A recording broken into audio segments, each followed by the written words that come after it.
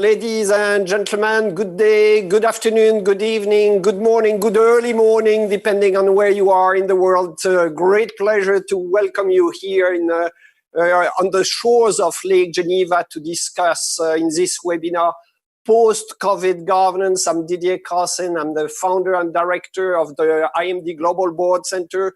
We work across the world, across your regions, on governance with many boards of many organizations.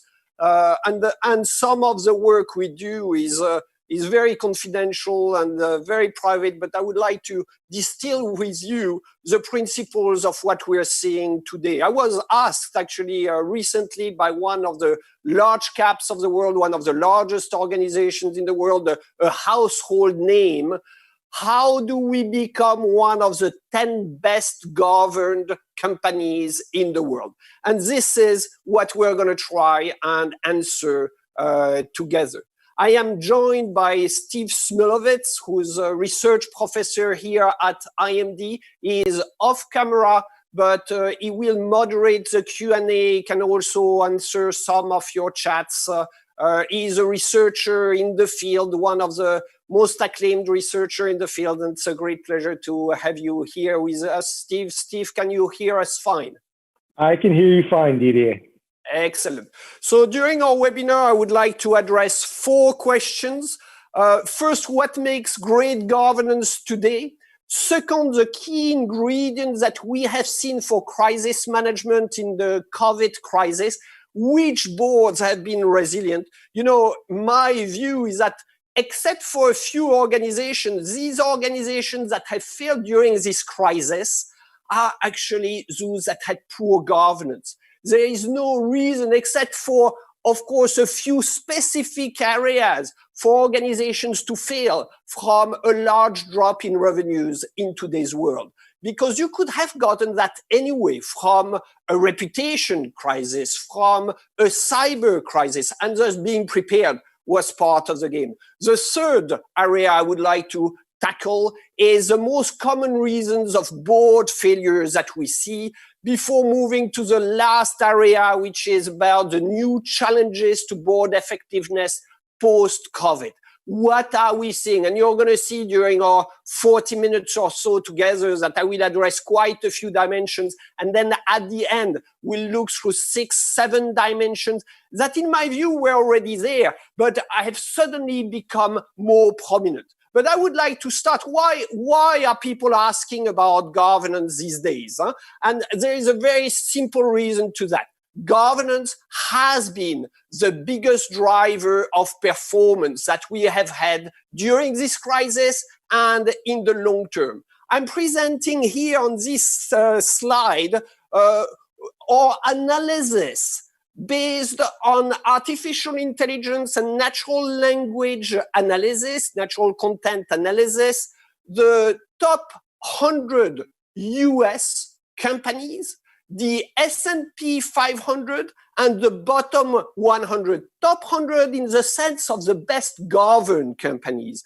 Bottom 100 in the sense of the least well governed of the S&P 500. The S&P 500 are the 500 largest companies. And you see the blue line are the best governed. The black line are the least well governed. And we can see that performance also during shorter time periods. This is a table on the right-hand side. And during the great financial crisis, the top 100 fell by 10% less than the average and by almost 23% less than the bottom 100. And if you look during the last 3 months, right, the top 100 had actually what we call an alpha in finance of 10%. They performed, they are now back positive and quite a bit positive actually, while the bottom 100 are still down. And this is intriguing. That means governance has made companies long-term performing, but also resilient to the crisis. And my bet, which I think is more than a bet, is that we're going to see them also higher performing in the rebound. This is what you see now on this slide. Of course, we don't have the rebound of the coronavirus crisis yet, but I'm showing you the rebound of the financial crisis over 4 years. And you see that the top 100 performed 20% above the average of the S&P 500. And remember, these are only selection on governance. And thus, what we are seeing is that great governance has become a key driver of performance. A key driver of performance long-term, a key driver of performance short-term during the crisis, and in my view, also medium-term during the rebound. And thus the heart of the question is, what creates great governance? Obviously, this is, governance is really the art of decision-making at the top of organizations. And objectively, we have too short a time during this webinar to address this in details. But there is a simple principle of 4 pillars that I have enunciated in details in my latest book, High Performance Boards, that just got published at Wiley. 4 pillars of great governance. So number 1 is, of course, the people. But it's not only the people quality, it's not only their knowledge, their personalities, or their attributes. It's also the diversity. It's also what do they focus on? Are they addressing the real issues? We see many boards of high quality that are not addressing the real problems.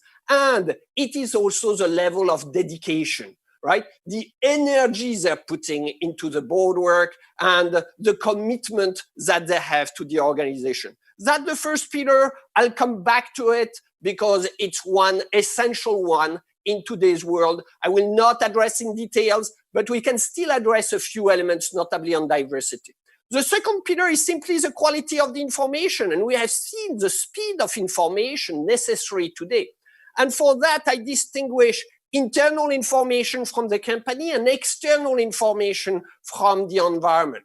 This is a time where the best in class will, of course, optimize external opportunities.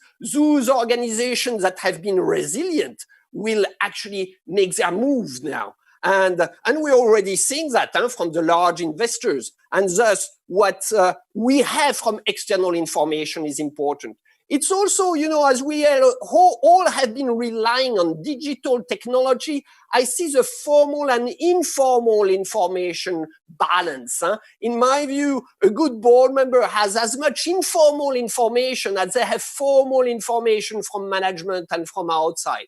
The informal information is the coffee, the drink with someone else, the call, the Zoom discussion, right? And we have to be careful. Some of us have done a bit less of that these days. It's been a bit more complex. The third pillar of great governance is structures and processes. And here, there is a long list of structures and processes in the board. And if you think of the risk process, of the strategic process, of the audit process, of the performance review process, right? Of the organizational culture process, of the board evaluation process, right? Many structures and processes, and how comfortable are you with each of these processes? Are they each best in class? A board is a small group of people, but it takes a lot of work behind the scenes. That's why, by the way, a great board secretary is a key factor of quality governance. And make no mistake, great organizations like my neighbor Nestle here, or I've seen Lafarge-Holcim, have fantastic board secretaries, very high level. The board secretary of Nestle, for example, is also a member of the executive committee. And the fourth pillar, which is essential, and we know that, and it's troubled in this time, is group dynamics and governance culture. And I would like to give you, so I'm not going to go through the details of all of these pillars. It's too much, right? Again, my book enunciates quite a bit of that. We have also articles that you can find here from IMD. Let me go through a couple of themes, I would say. The first one is diversity. And make no mistake, diversity has been a good driver of performance and resilience during the crisis. But board members are a bit tired of being told, of gender diversity, racial diversity, origin diversity.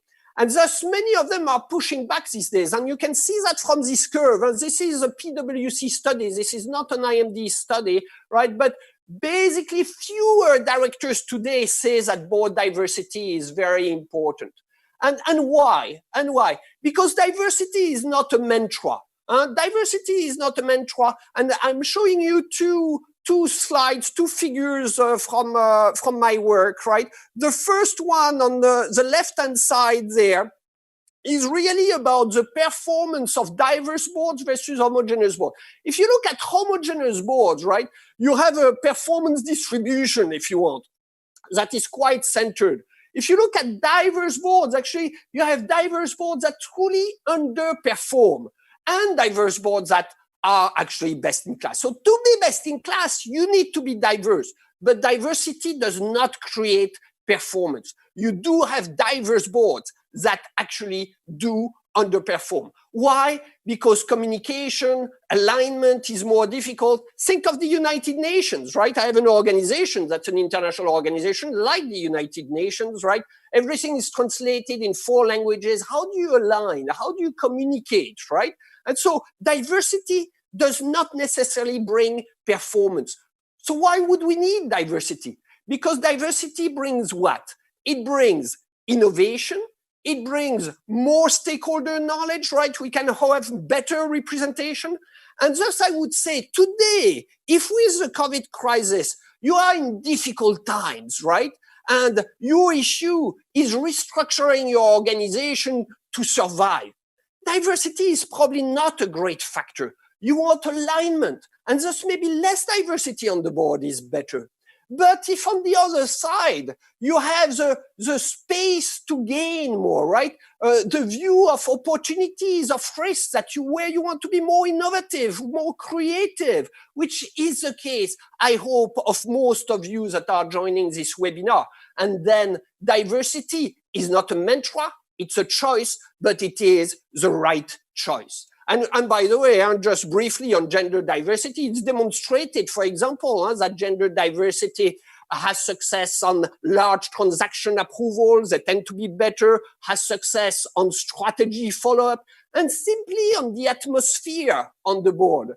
Because this is the last dimension I would like to address on the 4 pillars. And I cannot go very complete, but I would like to talk about the board dynamics and what I would call the governance culture, and the discussion styles and decision styles that you probably see on some of your boards, right? What I would call uncompromising no or perpetual maybes, right? With inaction from the board, which shows what I would call a broken relation dysfunction. Or, some people that are in denial that everything is good and we're doing so well as a board, right? With a lot of groupthink. Or false yes, consensual type of boards, right? Which is a happy family syndrome, right? We all love the CEO. Or, a third possibility is typically manipulation, influencing, right? Meetings before the meetings, one-on-ones to make sure what is going to be discussed during the board meeting, some majority coalition, fragmentation, excluding some, and typically associated with a strong leader domination. In today's world that are amazingly challenging, right? We need to reflect on what are the limits to psychological safety on the board, right? Is my board psychologically safe? And by the way, regulators are looking more and more at this. Now, these are the 4 pillars, what makes a great board. And thank you for the clock there. Great board, but a great chairman, a great chairwoman, right, are of course key to board membership. I've given here on this slide, some of the principles that I see from the great chairs I've met. But I would like to give you a better offline, a quote that I had in a private setting with a chair of one of the largest pharmaceutical companies in the world. And he told me on the side, I wouldn't say that publicly, right? He told me on the side that, hey, when he considers his job, what he thinks matters the most is figuring out which of the board members contributes the least and how does he remove him or her elegantly, peacefully from the board. This is part of the game, right? Meritocracy in the boardroom. Not easy. The great chairs are ensuring that. Now let me go to my second question. And the first one is what makes a great board, the 4 pillars. The second question is what are the key ingredients for successful crisis management during this COVID crisis? And I'll give a simplified answer, right? But this is what I see as primal. Number one is preparedness.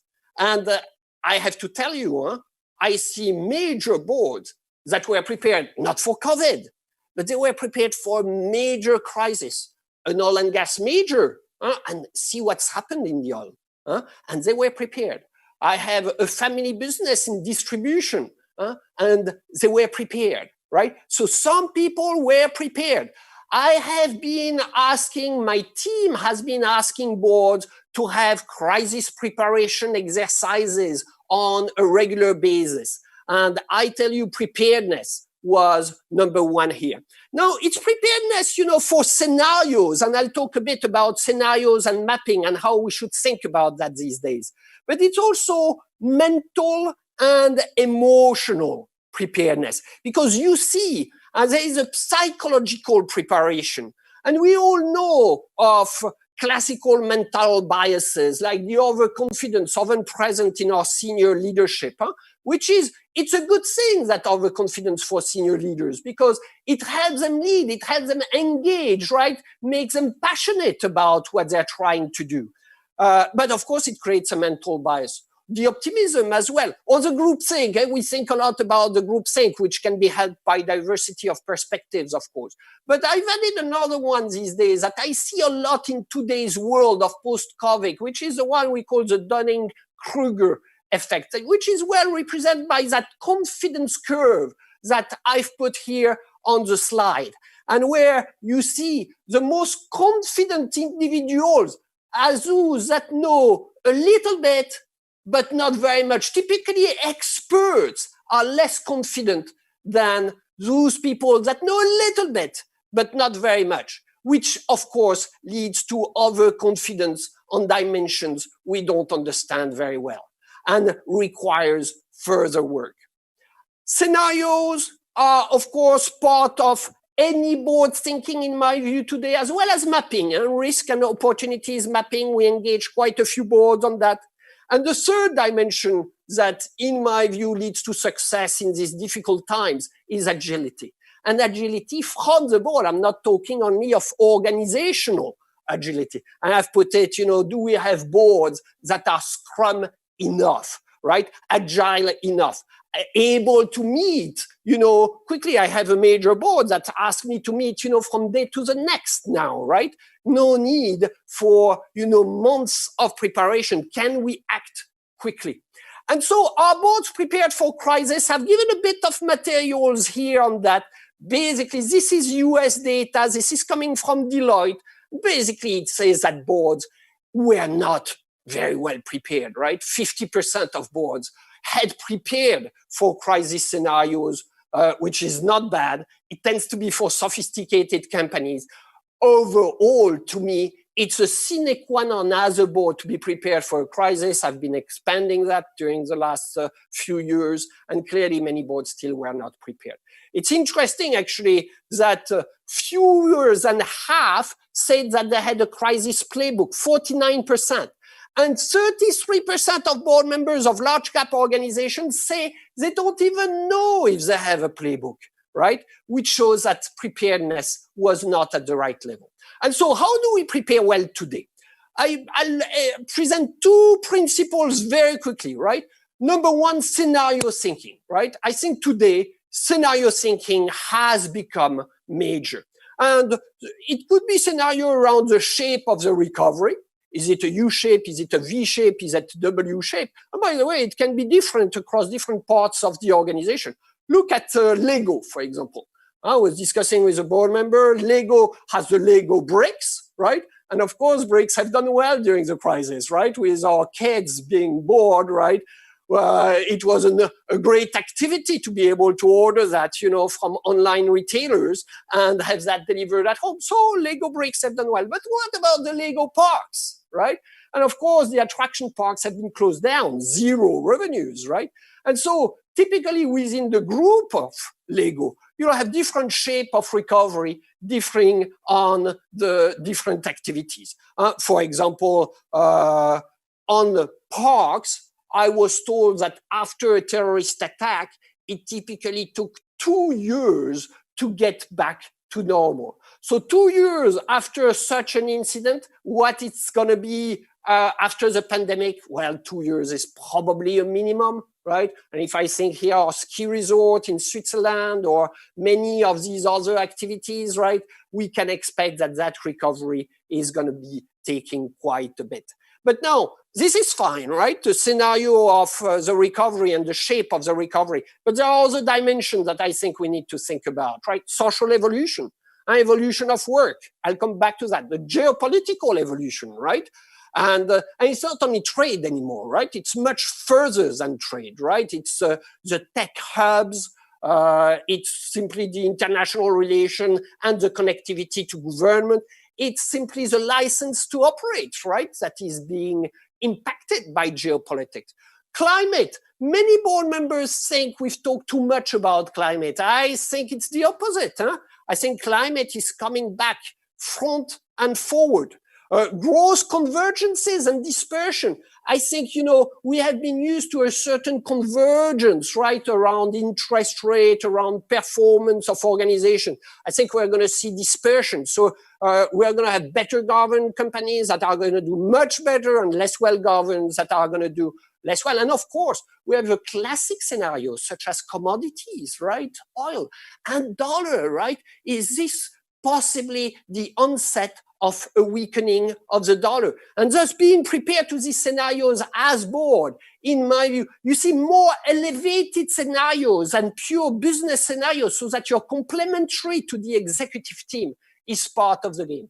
Sometimes it's quite complex. It requires quite a bit of sophistication. So there is an exercise that I like, which all boards can do, which is mapping. I've put in front of you here a risk map, but you can think also of opportunity map.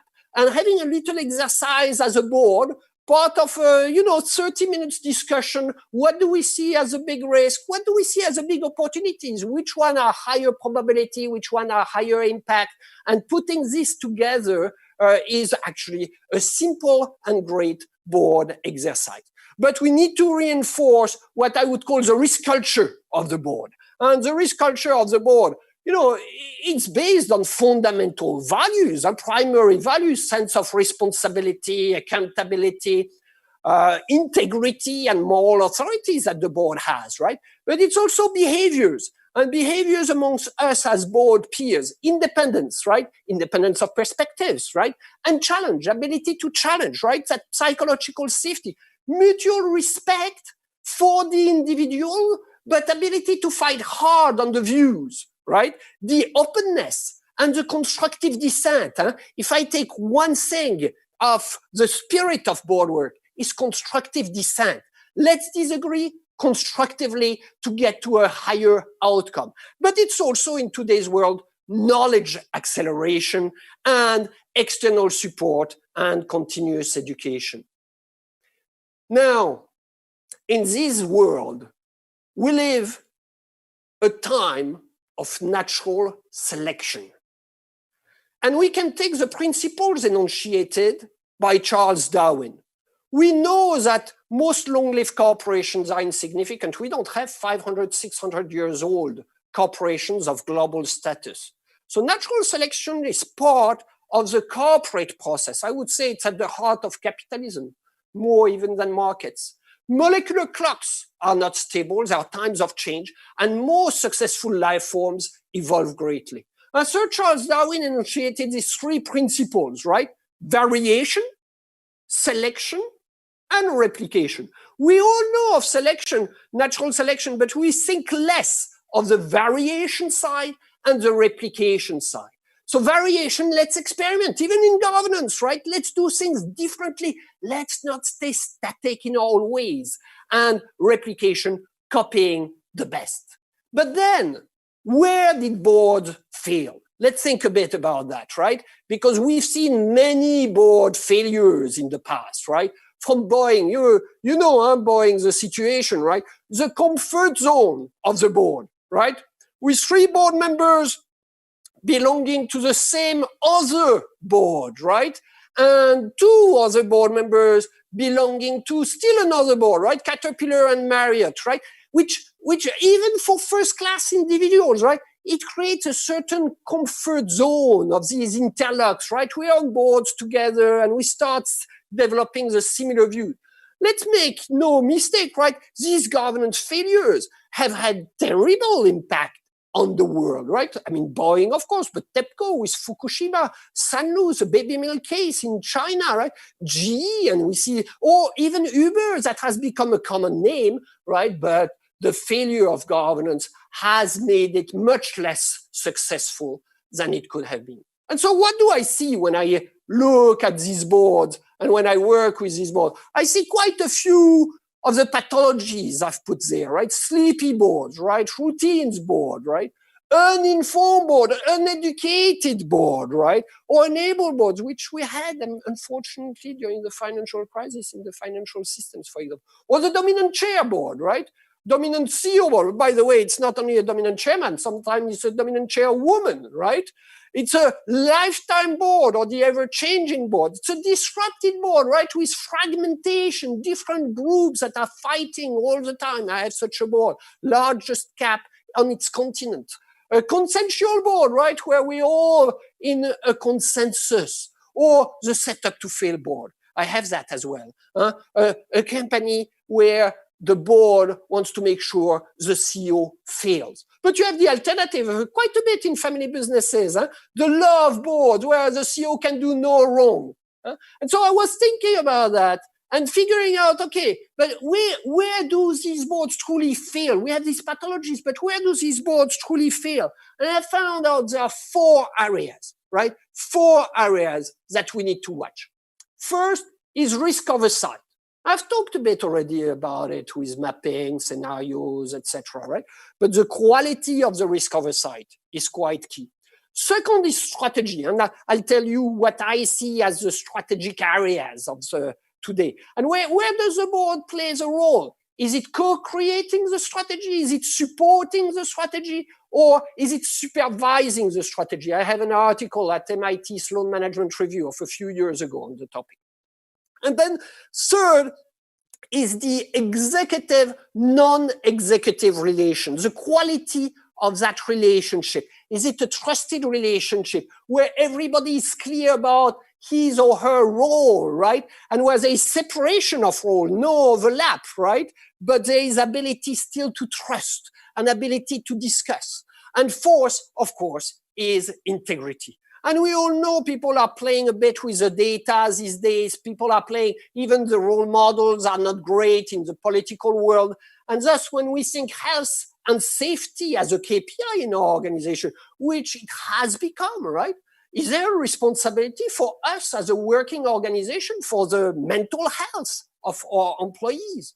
And even for situations like domestic abuse. Should we also think about business continuity within the right boundaries in different ways, right? And how do we think key person risks? I have a board where one of the board members had actually the virus and could not participate. He got very sick, an older gentleman. And he recouped, but nonetheless, as a board, we needed to think, what do we do if that board member goes and is not available anymore? And so in that world, right, I see new focus on boards, right?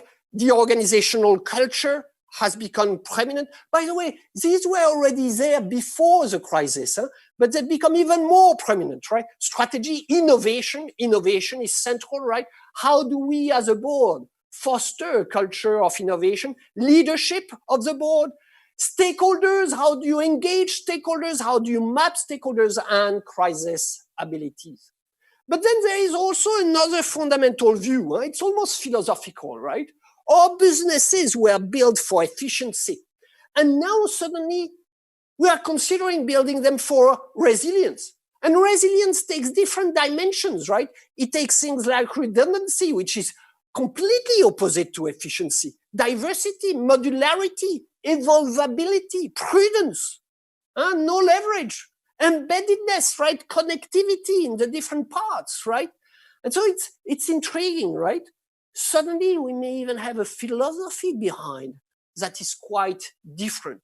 And obviously we still need efficiency, because as Konosuke Matsushita used to say, profits are still the best proof that you're using your capital and your resources from society wisely.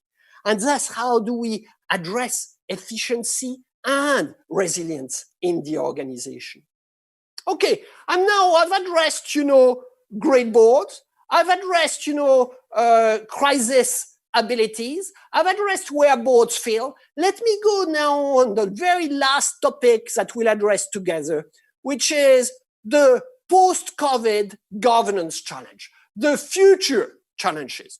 So I've put here a list of 6 of them, right? I will address them very briefly. We are short on time, right? In 5 minutes, so very, very brief. Sorry about that. But you know well that we have dedicated programs at IMD where we address these things in depth. So please feel free to join us on the shores of Lake Geneva anytime in the future. We are reopening these days already. Number 1 is technology and new ways of working. This is being talked a lot. I'm going to go very fast.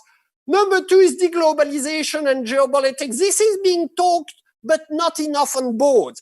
And political skills, geopolitical skills are often lacking on boards. And thus, this is an area of transformation. I address that with one of the largest sovereign wealth funds in the world, where they agreed that today, it's not the digital skills that are the biggest failure of boards, it's the political skills. Third is managing the stakeholders, and not stakeholders are friendly. Today we have a bit of that warm, cozy view of stakeholders, right? But hey, some stakeholders are actually, free riders. Some of them are also happy to grab your resources. How do you deal with that? Consolidation and M&As are part of our near future, obviously, right? The bankers are already rejoicing, but we on the board have to be ready, right, for that. Shareholders flexing their muscles, the large institutional investors, even the families. And I've put it as a cryptic question, maybe, will Santiago subsist the Santiago principles of the sovereign wealth fund, principles of neutrality? Could be challenged in our geopolitical world. And finally, stewardship. Stewardship, which I've dedicated a lot of our research on. How do you create an organization with purpose for the long term and with positive social impact? So I'm going to go very fast on my slide on technology, right? It's intriguing that Walmart may be beating Amazon at its own game, right? And thinking of gig economy governance, right? The tech ethics as well. I have an organization where they're figuring out even the AI ethics. They're involved at that level. Cyber has gone a bit down. It used to be forefront for boards, but it's still there, right? Especially in this geopolitical world. So, we need to think of that as well. The upskilling and the contingent and distant workforce, as well as the connectivity for both digital and human. And we all know that on boards, Zoom does not create that informal connectivity, the dinner where we could address things that we cannot address in a formal setting. And so we are a bit weaker on that side. On the political side, we need to think about quite a few dimensions. But the principle to me is that we're moving in a world where suddenly nation has a new priority, and then region, right? And then continental, and only later intercontinental. And how do you work these out? It's intriguing that, for example, an organization we work with these days, MTN, the telecom organization in Africa, right, is setting up an international advisory board constituted of former presidents of countries, right, to actually support the board on this angle. And make no mistake, on the geopolitics, the flows of people, the flows of ideas, the flows of services, and the flows of goods will all have different paces and affect our businesses differently. And thus, all of these need to be mapped with certain sophistication. On stakeholders, we have a forthcoming article at MIT Sloan Management Review with my colleague Paul Strebel and Mawesh Khan from IMD coming during summer on mapping stakeholders with the thinking behind shareholder value creation. So combining, reconciling stakeholder value and shareholder value creation. And for that, you need to figure out that some stakeholders are victims, some are creators, value creators, some are predators, and some are free riders. And, mapping them across these. On M&As, good M&As are risky, they're dangerous, and they require a process from the board, right? So I've put on the right-hand side a board M&A process, right? And I've put on the left-hand side a board orientation process. Both of these pictures are out of my book chapter from high-performance boards on mergers and acquisitions. I'm going to skip. This is classical, but it's good to put back in our mind. Then shareholder power. Neutrality of the big institutional investors is being eroded. Even such a prominent actor as a Norwegian sovereign wealth fund is engaging discreetly, right? And boards that thought that they could not respond to the large institutional investors, the large families, that's getting challenged. For example, ESG is a good test bed. Many board members don't like the principles of ESG, environmental, social, and governance, that the investors are pushing. And directors, this is a 2019 survey, right, from PwC. Directors increasingly say that investors' focus on ESG is excessive, right? Too much focus on gender diversity, too much focus on racial diversity, too much focus on environmental issues, too much focus on corporate social responsibility, do directors say, and they are wrong. They are wrong simply because the investors are the power that will push for these, and I see these becoming even more important from the investor side. And thus, if you think of that triangle, right, of management, board, and investors, I think that relation board investors will intensify in the months to come. And finally, the last topic I would like to address today together is stewardship. This is a topic that I've engaged on a long time ago, and it's been, the topic of a book of mine 5 years ago, right? What is stewardship? It's leading with impact, it's driving social good, and it's safeguarding the future, giving to the next generation something better than what we got. And obviously, this is challenged today. And it cannot work with a board in isolation of the rest, right? Organizations are like living beings, right? It goes through the culture of the organization. It also means a different attitude to money and a different attitude to time.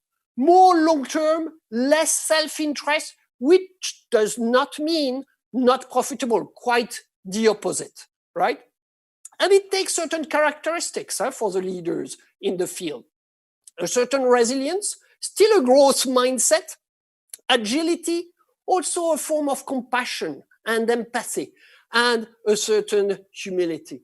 All of that comes through a complex system, right? It's not shareholders only. Yes, it's shareholders, right? Investors, but it's also the board, employees, the partners, the customers, the suppliers, right? The industry associations, the trade union, and the social stakeholders, right? Government, regulators, local communities, and observers. Good, ladies and gentlemen, that takes us to conclusions which are very simple, right? Governance is a key driver of success. It requires more sophistication than in the past. top players invest significantly in governance these days, and we all have a role in fostering governance excellence in our companies, governance excellence in our countries as well. Thank you. Steve, do we have questions that are good to answer now? We can take 10, 15 minutes for that if we have questions. Yes, we do, Didier, and thank you for the presentation. I mean, a lot of it I've heard before, but I learned quite a bit today myself, and I'm sure the participants did as well. One thing that generated quite a bit of discussion in both the chat and the Q&A was of the area about diversity. Keys brought up the point about how there's functional diversity and how there's an increasing need for knowledge about digital tech and supply chains. Several people brought up the point about the age of board members, the difference in diversity. Some people have said that younger people could be more helpful in terms of knowing customers better, and they might be better at predicting problems.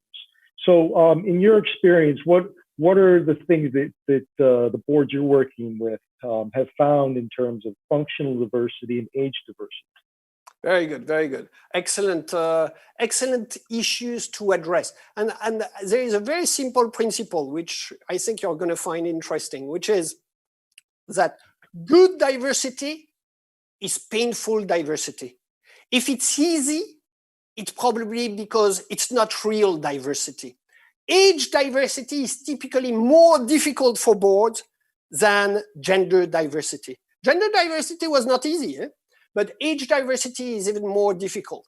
And I agree, for many boards today, this is a key one. I also find that besides functional diversity, the background, personality diversity plays a huge role.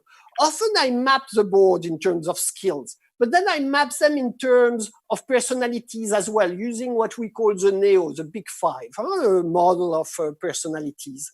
And I find that openness to change has more impact than functionality. For example, if you want to be creative in terms of digital, right? Do you want a digital tech guy on the board? Or do you want a creative, open to change guy? And the latter is more important. So ideally, you combine the two. But if you get a conservative tech guy, you actually may have even more value with a creative finance guy, believe it or not. Has more impact personalities than function, but you still need the knowledge. I'm not saying that you should skip the skills. And thus, good diversity is difficult diversity. And how to onboard the younger board members is also quite key. Big topic, big topic. Thank you, Steve. Sure. So another big topic that was involved quite a few questions and quite a bit in the chat was kind of this idea of trade-offs. So boards are increasingly going to have to make trade-offs. Lay made the point that there's sort of a balance between dedication and involvement because you want boards to be involved, you want them knowledgeable, but you don't want them managing the company and you don't want them interfering with the CEO and the top management team. That's right. Sujatha made the point that there's this a trade-off between investing resources now in good governance while firms are just trying to survive. So this idea of kind of trade-offs, can you talk a little bit more about that and the difficulty that boards are having? Yeah, for sure. And trade-offs are important, but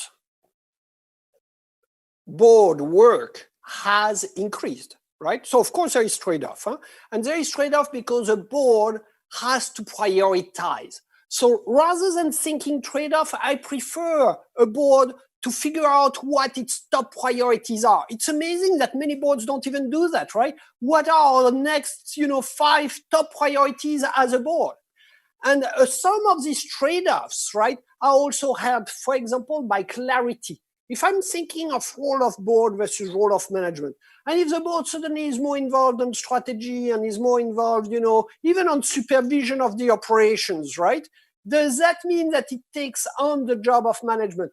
Well, if it has defined with clarity its role, supervision, support, co-creation, then no, right? It works more, but it's not overseeing the management. And so clarity, more work from the board side, and still, figuring out that separation of roles that is so central to quality governance. And in some way, I was born in the 18th century with a separation of powers as a basis of quality governance. Okay. Another question, we've had quite a few questions about technological changes. So one thing that's changed a lot is how we communicate. This webinar is a perfect example. And a full lobby is asking how the best boards are dealing with these technological changes. And building on something that you talked about earlier about the importance of relationships on boards. In your experience, how are the best boards still continuing to build these relationships when we're now dealing with Zoom calls as opposed to person-to-person calls? Yeah, absolutely. And by the way, quality technology for governance is not cheap. And the best boards are investing. I remember discussing with the chairman of Singtel in Singapore that was investing in actual physical telepresence, so of the kind I've seen at FII in the Kingdom of Saudi Arabia. There's that meeting where you actually could have projections, 3 dimensions of the different board members side by side. It does improve quality. At IMD, we're using Zoom still, but we're moving to another platform that's much higher quality as well. Huh? So the investment in technology is important, but at the same time, right, it does not replace some of the human side. So to me, it's a combination, right? It's a blending, more on the technology, but best-in-class technology. For example, very easy, right? If you have the right board platform, can you do a quick vote after each board? Did that board meeting go well? What could be improved? How should we do it differently next time? Takes 2 minutes, it's going to improve your board from meeting to meeting. Simple use of a simple technology that adds value, right? So I can see, an engagement with technology, but typically, and 2 lessons from my side, right? Investing in the technology can be expensive. It has value, right? It's figuring out the right ones. And second, figuring out still the principles of governance behind. And sometimes that requires a human connectivity that is hard to emulate with technology. Thank you for that, Didier. Another question that came up quite a bit is how to prepare for the future, how to prepare for new crises. So some of the questions were, what were the best boards doing beforehand to kind of prepare for this? And what can boards do in the future to kind of prepare for crises? You talked a lot about mapping in the presentation. Can you talk a little bit more about that and what boards are doing in your experience? Yeah.